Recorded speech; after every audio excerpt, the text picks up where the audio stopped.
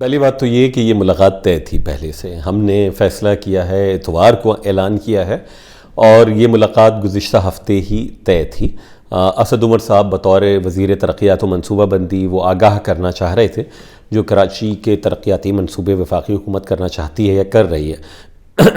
بہرحال وہ آئے تو انہوں نے ہمارے کل کے فیصلے کے حوالے سے بھی دریافت کیا، اور ہم نے ان کو بتا دیا کہ ہمارے یہ مسائل یعنی سندھ کے شہری علاقوں کے وفاقی حکومت کی جانب سے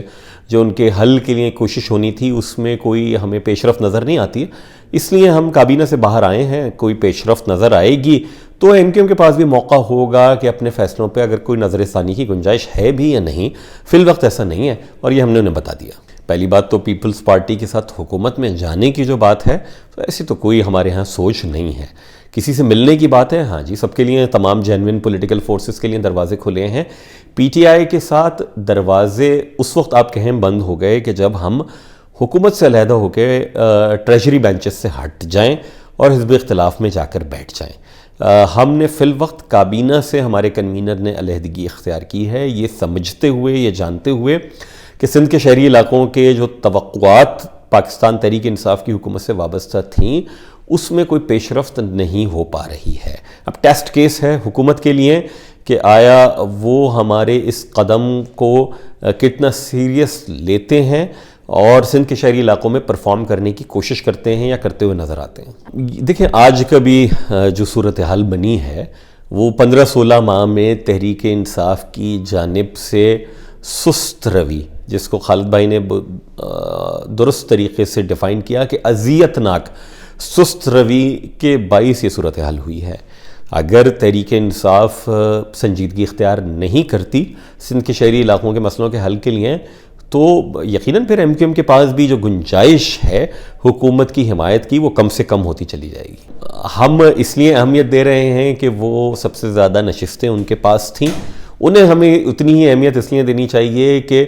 جن ووٹوں سے وہ وزیر اعظم بنے عمران خان صاحب، اس میں سب سے بڑی جماعت ایم کیو ایم ہے after P T I. Karachi شہر جو وفاق کو پالتا ہے، صوبے کو چلاتا ہے، اس کے لیے اگر آپ پیسے نہیں رکھیں گے تو پھر ہمارے پاس گنجائش کیا رہے گی اس بجٹ کو ووٹ دینے کی؟ تو ایسا نہیں ہے کہ یہ آج ہوا ہے، وقت کرتا ہے پرورش برسوں، حادثہ ایک دم نہیں ہوتا۔ خالد مقبول بھائی منسٹری آف آئی ٹی کی جگہ کسی اور وزارت میں بھی ہوتے تو ایم کیو ایم کا یہی فیصلہ ہوتا۔ پہلی بات تو اس سے تانیہ صاحبہ کا کوئی لینا دینا نہیں ہے۔ دوسری بات، ہم اپنے کون سے دفاتر کھولنا چاہتے ہیں جو قانونی طور پر ہماری پراپرٹی ہے، جس کو غیر قانونی طور پر سیل کیا گیا ہے، جس کے لیے وعدہ پاکستان تحریک انصاف کی حکومت نے ہم سے مفاہمتی یادداشت میں کیا تھا کہ ان ساری چیزوں پہ نظر ثانی کی جائے گی، اور وہ کھولنا ہمارا حق ہے۔ پاکستان کی ہر پولیٹیکل پارٹی، یہاں تک کہ کالعدم تنظیموں کے دفاتر کھلے ہوئے ہیں، اور ایم کیو ایم کے جو جائز دفاتر ہیں وہ سیل رہے ہیں، یہ کہاں کا انصاف ہے؟ دیکھیں، پہلی بات تو یہ کہ خالد مقبول صاحب نہیں، ایم کیو ایم کی رابطہ کمیٹی اس فیصلے کے اوپر قائم ہے،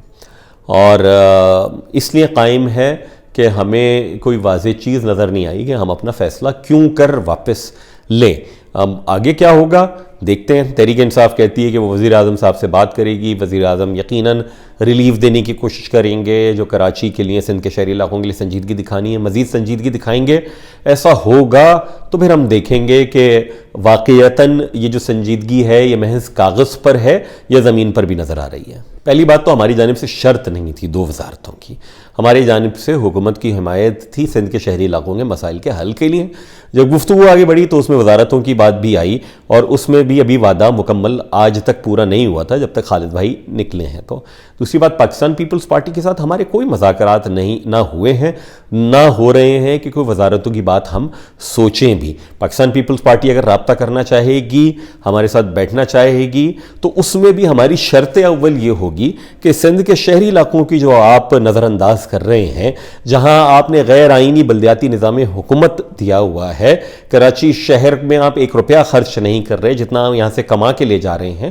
تو ان ساری چیزوں کو فوقیت دی جائے گی۔ وزارتیں بہت ثانوی حیثیت کا تعلق بنتا ہے ان کا۔ اپنے حقوق کی بات کرنے کے لیے اگر ہمیں پی ٹی آئی سے الگ ہونا ہوا یا پاکستان پیپلز پارٹی کو آنکھیں دکھانا ہوا، تو یس، ایم کیو ایم پاکستان شہری سندھ کے مسائل کے لیے تن تنہا بھی کھڑی ہوگی، مظاہرہ بھی کرے گی، گورنر ہاؤس کا یا چیف منسٹر ہاؤس کا بھی گھیراؤ کرے گی۔ ہم حکومت کو گرانا نہیں چاہتے، ہم ڈیموکریٹک پروسیس کو ڈیریل کرنا نہیں چاہتے، اسی لیے ایم کیو ایم نے فیصلہ کیا کہ یس، ہم کابینہ میں نہیں بیٹھیں گے لیکن حکومت کو مختلف ایشوز پر سپورٹ کرتے رہیں گے تاکہ جمہوری روایت قائم و دائم رہے۔ دیکھیے آج اسد عمر صاحب تشریف لائے تھے اور تقریباً میں سمجھتا ہوں کہ 1.5 گھنٹہ پونے 2 گھنٹے کے قریب مذاکرات ہوئے. It was a very serious meeting اور انہوں نے ہم سے وعدہ کیا ہے کہ وہ پرائم منسٹر کے پاس جائیں گے اور ان تمام ایشوز کو رکھیں گے اور آپس میں جو ان کی کور کمیٹی بیٹھے گی سر جوڑ کر بیٹھے گی اور ایم کیو ایم کے سوالات کا جواب دے گی. ایم کیو ایم کے جو مسائل تھے ان مسائل کا کوئی نہ کوئی حل نکالے گی. یہ واپس آئیں گے تو ایم کیو ایم کے پاس ویسا آپشن موجود ہے. ابھی ہم کابینہ سے الگ ہوئے ہیں, کل ہم ہو سکتا ہے حکومت سے بھی الگ ہو جائیں, لیکن ایم کیو ایم نے ابھی کوئی فیصلہ نہیں کیا کیونکہ ایم کیو ایم ایک ڈفرینٹ 22 اگست 2016 کے بعد ایک ڈفرینٹ ایم کیو ایم ہے جو نیا سلجھی ہوئی اور پاکستان میں جو رابطہ کمیٹی ہے اپنا فیصلہ خود مشاورت کے بعد کرتی ہے. تو فی الحال ہم ایم کیو ایم پاکستان صرف کابینہ سے الگ ہوئی اور حکومت کے ساتھ. میں نے جیسے عرض کیا کہ پہلے انہیں اپنے رویوں میں تبدیلی, پیپلز پارٹی کو اپنے رویوں میں تبدیلی لانا پڑے گی. اگر وہ تبدیلی لے کر آتے ہیں اور جس طرح میں نے کہا کہ آرٹیکل 140 کے تحت وہ اختیارات بلدیاتی منتخب نمائندوں کو شفٹ اوور کرتے ہیں اور کراچی کے عوام کو سرکاری نوکریوں میں نوکریاں دیتے ہیں, کالجز اور اسکول کھولتے ہیں, تعلیم کے نظام بہتر کرتے ہیں, ہاسپٹل کے نظام کو بہتر کرتے ہیں, کراچی کے انفراسٹرکچر کے لیے پیسے رکھتے ہیں, تو یقیناً میرا خیال ہے بات چیت بالکل کی جا سکتی ہے.